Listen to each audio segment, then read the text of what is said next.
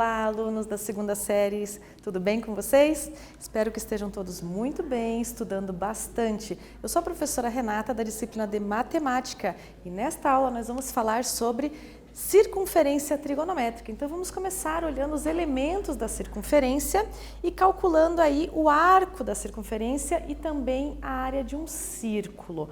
Mas eu falei em circunferência e falei em círculo. Você já parou para pensar aí qual que é a diferença entre circunferência e círculo?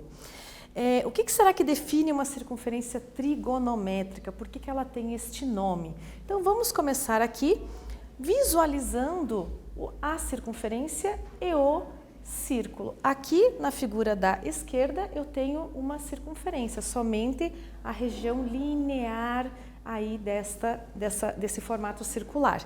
Já à direita eu tenho o círculo, que é o que? Toda essa região delimitada pela circunferência. É claro que eu deixei aqui para vocês os elementos de cada um deles para não confundir. Então, na circunferência, nós temos um conjunto de pontos que são equidistantes de um ponto fixo que é chamado de centro. Então, os elementos da circunferência são o centro e o raio dessa circunferência, que é a distância do centro até qualquer ponto dessa circunferência. Já o círculo, né? Então aqui na circunferência ainda para complementar, tá, turma? Nós podemos calcular o comprimento, porque lembra que eu disse para vocês que é somente a linha que define aí essa região circular. Então nós podemos calcular o comprimento, quanto que a gente vai gastar, por exemplo, de barbante para fazer essa circunferência, que vai ser calculado por 2 vezes o π vezes o raio dessa circunferência. Agora sim, o círculo, né? O círculo então vai ser o quê? A reunião da circunferência com toda a região que está delimitada dentro dela, ok? Então por isso que está pintado aqui de azul, é todo o interior, é uma área, uma região. E aí nós podemos calcular a área fazendo o cálculo de 2 vezes o π vezes o raio ao quadrado. Lembrando que quando a gente fala em área, é uma superfície, é bidimensional, por isso raio ao quadrado. Tudo bem? E aí nós temos a circunferência trigonométrica. A circunferência trigonométrica é aquela em que está dividida em 4 quadrantes. Então, no sentido horário, nós temos ângulos que são negativos e no sentido anti-horário, nós temos ângulos no sentido positivo. Então, são 4 quadrantes, primeiro, segundo, terceiro e quarto quadrante. O que mais nós temos na circunferência trigonométrica? Na circunferência trigonométrica nós temos uma particularidade de que o raio é unitário, ou seja, mede uma unidade, e de que o seu centro, o centro dela, que nós já tínhamos falado do elemento de circunferência, coincide com o centro do plano cartesiano, com a origem do plano cartesiano. Então é exatamente coincidindo com as coordenadas 0, 0. X vale 0, Y vale 0 aqui no centro dessa circunferência, ok? Também temos que na circunferência trigonométrica encontramos aí nos 4 quadrantes divididos em ângulos, tá? Os ângulos eles podem ser medidos tanto em graus como em radianos. Aqui nessa figura que eu trouxe para vocês, os ângulos estão escritos em graus, 0, 90 graus, 180 graus, 270 graus e 360 graus e também em radianos. Toda a volta da circunferência em radianos é 2π radianos. Π sobre 2 radianos, que equivale a 90 graus, π, que equivale a 180 graus, e 3π sobre 2, que equivale a 270 graus. Então, os ângulos podem ser escritos em unidades de medidas diferentes. Da mesma forma que nós podemos escrever a nossa altura em centímetros ou metros, são unidades diferentes, mas que representam o mesmo ângulo. Como, por exemplo, o ângulo de 90 graus é a mesma coisa que dizer que eu tenho um ângulo de π sobre 2 radianos, ok? Então, nós vamos começar praticando com o que eu já comentei nos slides anteriores, que é o cálculo de comprimento. Então, nós vamos calcular aqui comprimento e área, usar essas relações, e eu quero que vocês calculem aí qual que é a razão entre o comprimento de uma circunferência de raio 5 e a área do círculo delimitada por essa circunferência. Então, vocês vão colocar em prática aí o cálculo de comprimento e o cálculo de área. Depois, calcular a razão entre esses 2 valores. Vamos lá?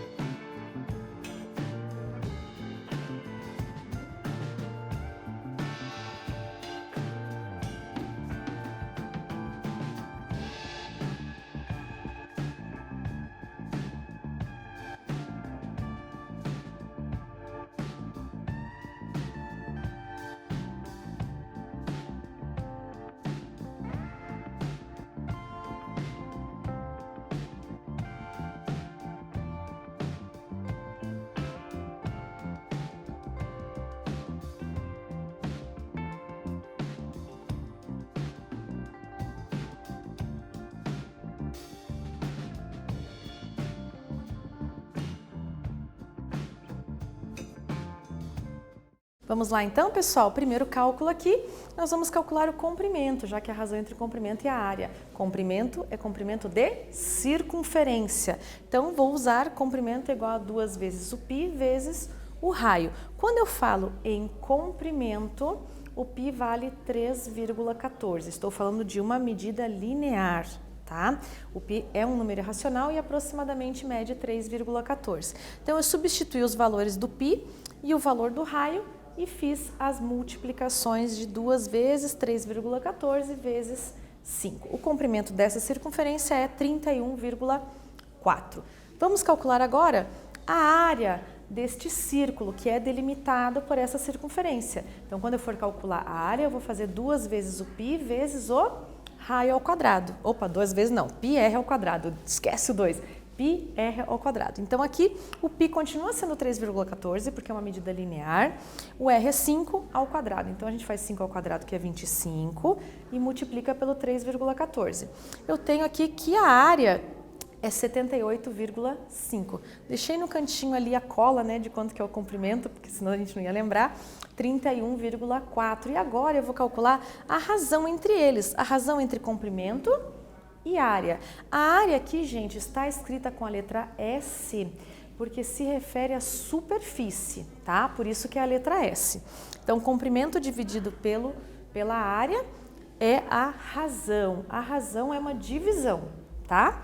Então, 31,4 dividido por 78,5. Eu tenho que a razão entre o comprimento dessa circunferência e a área delimitada por ela é igual a 0,4.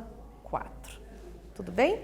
Então, vamos continuar falando aqui um pouquinho de ângulos. Lembra que eu comentei com vocês que os ângulos podem ser escritos tanto em graus como também em radianos. Então, quando a gente vai transformar, como eu disse para vocês, eu posso escrever a minha altura em metros ou em centímetros e a gente faz essa transformação de unidades de medidas tranquilamente para comprimentos, quilômetros, metros, também para peso, né? Aquelas unidades de medidas de peso, quilo, grama, miligrama. Então, isso também acontece aqui com os graus. Nós podemos, com os ângulos, nós podemos transformar os graus em radianos e também os radianos em graus. Como que a gente faz isso? Se o ângulo tivesse sido dado para você em graus e você tiver que transformar em radianos, nós vamos usar uma regra de 3, simples. Então, nós temos que 180 graus equivale a π em radianos. Então, regra de 3, o grau eu escrevo embaixo do grau, o radiano embaixo do radiano.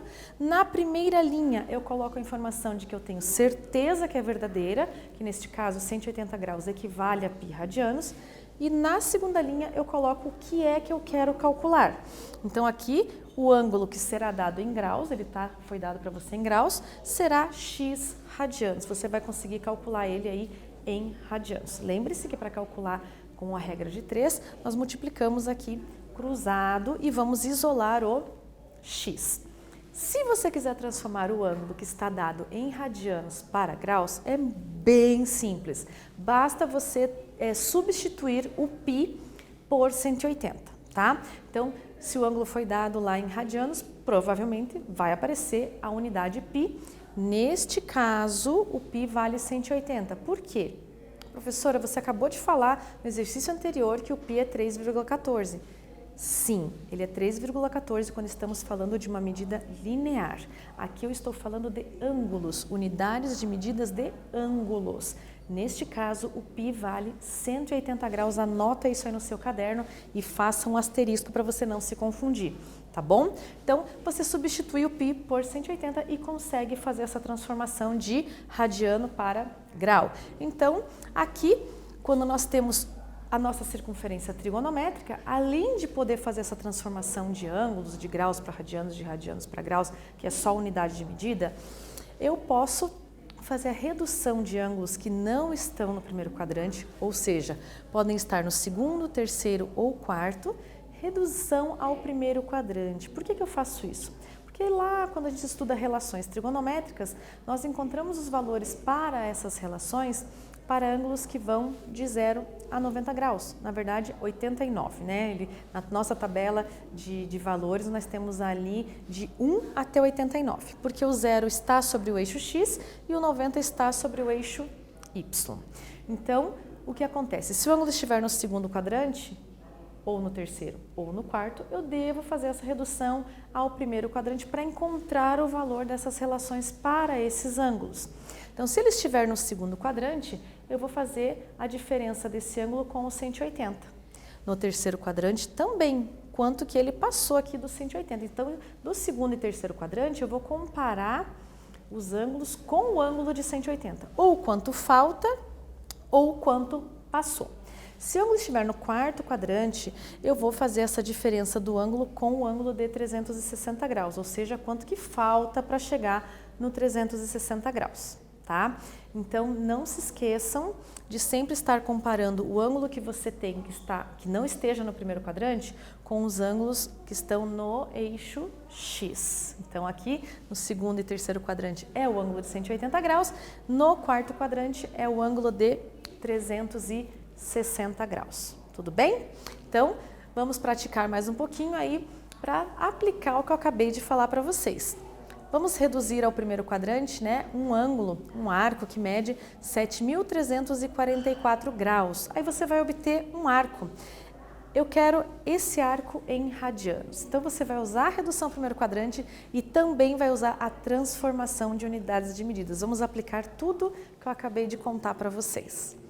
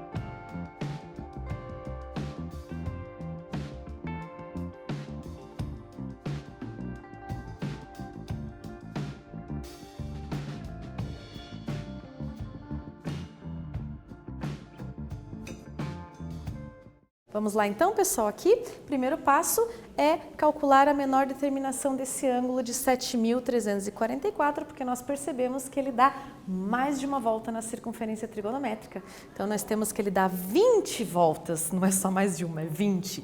E fica lá o ângulo de 144 graus. O ângulo de 144 graus está no segundo quadrante. Então agora nós vamos reduzir esse ângulo ao primeiro quadrante, né? A redução dele ao primeiro quadrante é a diferença com o ângulo de 180 graus. Aqui, ó, a diferença dele com 180 graus. Eu vou chegar à conclusão de que ele é correspondente ao ângulo de 36 graus no primeiro quadrante. E aí, nós vamos fazer a transformação desse ângulo que está em graus para radianos, usando a regra de 3. Na primeira linha, 180 equivale a π radianos. Na segunda linha, o ângulo de 36 graus, x. Eu vou multiplicar cruzado e vou isolar o x. Dessa forma, esse ângulo é correspondente ao ângulo de π sobre 5 em radianos. Então, viram que a gente pôde aplicar tudo que a gente já viu até agora aqui nesta aula. E é claro que eu vou deixar também mais um exercício agora para que vocês possam praticar a questão de comprimento de arco. Essa questão fica para vocês, a gente já volta para verificar se você prestou atenção na minha aula.